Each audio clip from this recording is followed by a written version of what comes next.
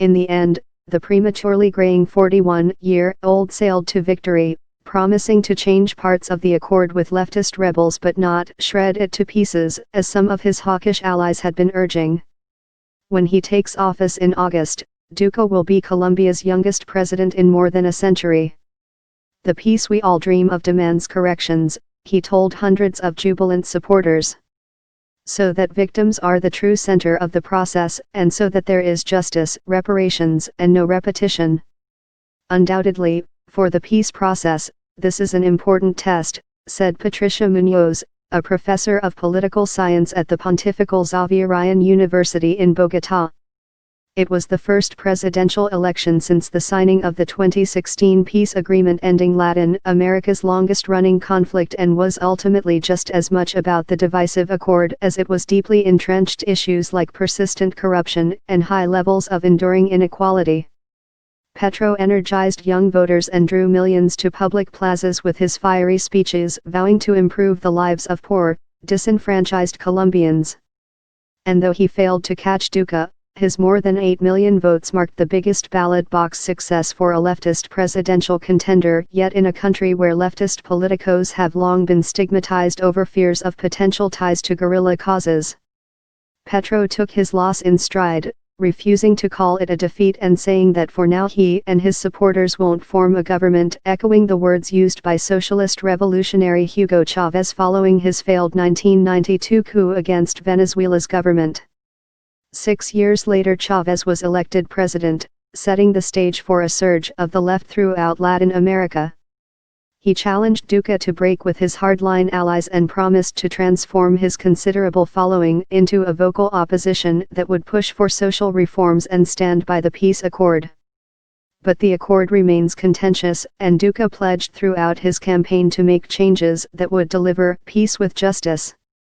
Through constitutional reform or by decree, he could proceed with proposals such as not allowing ex-combatants behind grave human rights abuses to take political office until they have confessed their war crimes and compensated victims. The current agreement allows most rebels to avoid jail, a sore point for many. The rebels are going to get 10 seats in Congress without having made reparations to victims or turned over information on drug trafficking routes, said Felipe Ramirez, 29, a veterinarian who voted for Duque. That's a bad precedent because other criminal groups will want the same.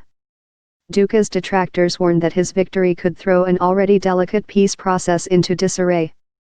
I think it will set up a big constitutional battle, said Cynthia Arnson, director of the Latin America program at the Woodrow Wilson International Center for Scholars. Duque is the son of a former governor and energy minister who friends say has harbored presidential aspirations since he was a child.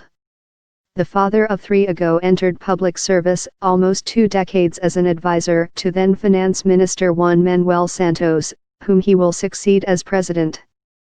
Duque later moved to Washington, where he spent more than a decade at the Inter-American Development Bank, first as an advisor for 3 Andean countries and later as chief of the cultural division. It was during that time that Duque forged a close relationship with former President Álvaro Uribe, the torchbearer of conservatives who is both adored and detested by legions of Colombians.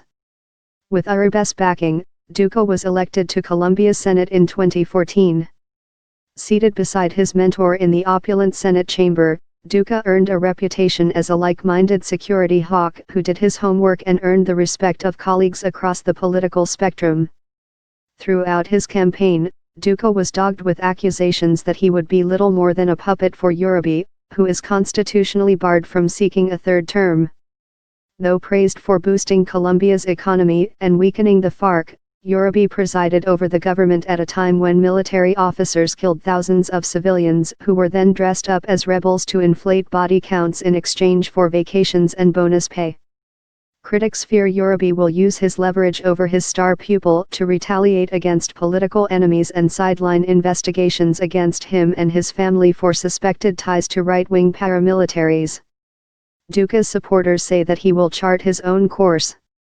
In his victory speech, Duque said he would strive to bridge the divisions generated by the peace process and be a president for all Colombians. He added that he wants to see rank-and-file guerrilla members succeed in their transition to civilian life and become part of a growing Colombian economy. This is the opportunity that we have been waiting for, he said. To turn the page on the politics of polarization, insults, and venom.